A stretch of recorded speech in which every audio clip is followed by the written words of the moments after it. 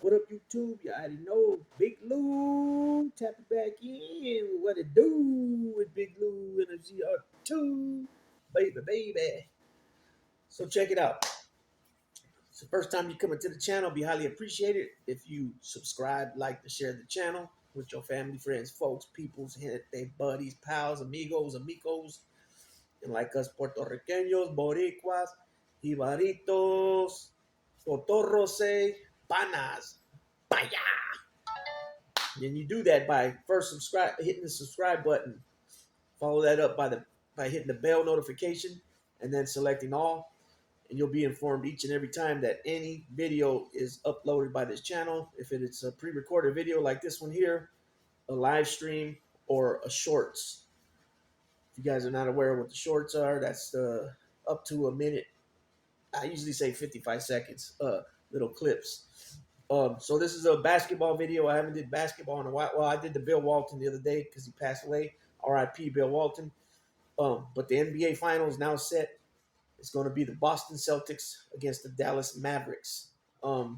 These two teams, as far as I'm aware, have never played each other in the finals. I only went back 20 years because I wanted to make sure I got the years correct that they played. Actually played in the finals. So this is Boston's fourth appearance in 16 years. So they won in 2008. That's when they had the big three: Paul Pierce, Kevin Garnett, Ray Allen. They had Rajon Rondo. Jeez. They had Kendrick Perkins, Big Perk. I don't know if you guys are aware, but he used to be the center for the Celtics when he was a thin man. But he's doing big things with, I guess, the Frenchies and the Bullies, and he's got all these very, very exotic colors that are going for a whole lot of money. But anyways, I digressed. anyways, uh, so they won in '08. They beat the Los Angeles Lakers of Kobe Bryant, and then they played them again in 2010, and they lost that one to Kobe Bryant and the Lakers. And then they lost to the Warriors in 2022, and then now they're in the finals this year. So the last 2 out of 3, they've been there. And they played 14 playoff games. Jason Tatum's the leader in the 3 major categories. He averaged 26. This is a postseason stats, playoff stats. Tatum averaged 26 points a game, 10.4 rebounds a game, and almost 6 assists a game. He's the leader across the board. But we got Jaylen Brown, who's also a big contributor to the team. He averaged 25 points a game with 6 rebounds and 2.6 assists. We got Derek White, 17.8 points a game, 4 rebounds a game, and 4.6 assists a game. Pretty well rounded numbers right there. Then we got Drew Holiday, the OG, who's been around for a minute, who won a title with the Bucks a few years back with the Greek freak Giannis. He's averaging almost 13 points a game, 5.6 rebounds a game, and 4.6 assists a game. Those are pretty solid numbers for a veteran as such as himself. And then we got Porzingis. We got Chris. How do you pronounce his first name? Kristaps Porzingis. He's only played in 4 of the playoff games thus far out of 14, but he's coming back. Supposed to come back in this series, and he's a 7'2", and his numbers are in those 4 games: 12.3 points a game, 5 rebounds a game, 1.8 assists, and a block and a half a game. And then we got the old Dominican. The OG Dominican, he's been in the league since, let me think. I think Horford came out in '04, I believe it was. And so he's got about 20-year career. His numbers have went down, but he's not, he's not used like he was used in Atlanta when he first got to Boston. He's averaging 10 points a game, 7.3 rebounds a game, 2 assists a game, and 1 block a game. He's still playing solid though for his age. He's, like I said, he's been around 20 years. He's got to be about 40, at least 40. And so that's the Boston Celtics' statistics. Now let's go over to the Dallas Mavericks. They played 17 games in the playoffs. Boston swept um, the Indiana Pacers, and Dallas was a gentleman's sweep of the Minnesota Timberwolves, which means that it was a 5-game series. That's what they call it when you win 4-1. They call that a gentleman sweep. So Dallas is leader, and the same thing with Dallas. The one guy is the leader of the three major stats, who none other than Luka Doncic, 28.8 points a game, 9.6 rebounds a game, and 8.8 assists a game. Those are solid numbers. But then he's got Kyrie Irving, 22.8 points, 3.9 rebounds, and 5.2 assists. Kyrie Irving is very underrated. He didn't make the U.S. Olympic team. I don't believe he made I don't even think he made one of the 3 All NBA teams. I know Steph and LeBron were on the All NBA third team. So Kyrie's a badass ball handler. He could take that ball to the hole. He's so creative off the dribble. You know what I mean? He's very underrated. But I guess a lot of that has to do with some of his off the court antics. I guess I don't know. PJ Washington, 13.6 points a game, 6.7 rebounds a game, and 1.4 assists a game. And then we got D Jones Jr., 10 points a game, 3.6 rebounds a game, and 1.4 assists a game. And this is since 06, so that's what, 18 seasons. This is Dallas's third finals appearance. 06, they lost to Miami. 2011, they beat Miami. And then now their appearance this year against Boston. I don't know if they changed it up, but the NBA had been on ABC, the finals. So I'm not sure if they're still there. I will say this. The fact that Dallas and Minnesota was only a 5-game series, and Boston and Indiana was a 4-game series, the NBA lost a ton of money.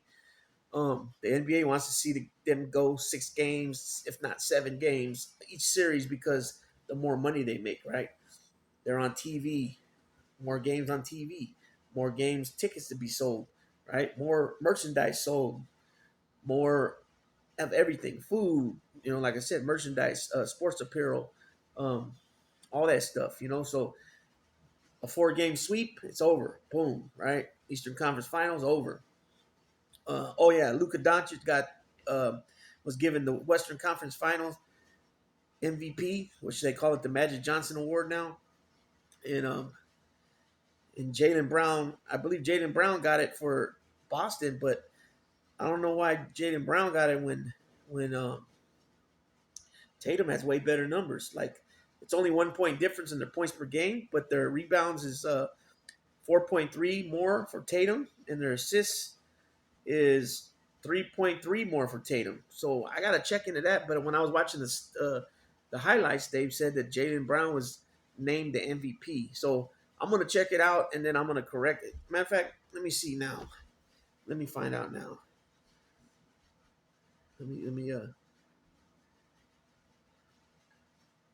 Who won the MVP for the Eastern Conference Finals 2024?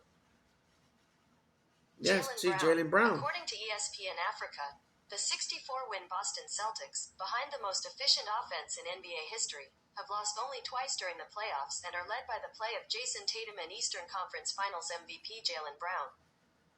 Yeah, there it is there. So, yeah, it was true. So, Boston won 64 games in the regular season. That means they only lost 18 games. Behind the most efficient offense in the NBA history, have lost only twice during the playoffs and are led by the play of Jason Tatum. So, yeah, so it's true. But it doesn't say what the name. Let me find out if I can find out what the name is. What's the name? Ryan reacts to the Eastern Conference. Okay, Larry Bird, the Larry Bird Eastern Conference Finals MVP, and then we all know the actual MVP of the finals is the Bill Russell Award, right? And then the actual trophy for being the champions is called the Larry O'Brien.